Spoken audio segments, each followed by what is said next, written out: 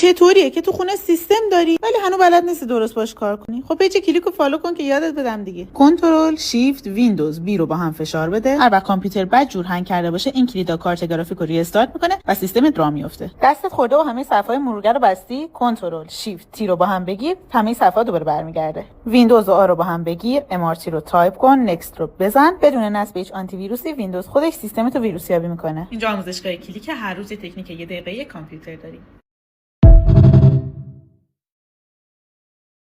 دوست داری کامپیوتر تو هم مثل آپدیت جدید آیفون اینجوری شیشه یا ترند بشه؟ این حالت قبلیش بود. تو گوگل سرچ کن زبلو مارکت و از اولین سایت شیشه رو دانلود کن. فایلی که دانلود کردی رو باز کن، هر چی داخلش کپی کن، برو تو درایو سی قسمت پروگرام فایلز، همونجا پیستش کن. تموم شد. حالا فایل رجیستر رو باز کن و تم شیشه خودش رو کامپیوترت نصب میشه. اینجا آموزشگاه کلیک هر روز تکنیک 1 دقیقه کامپیوتر داریم.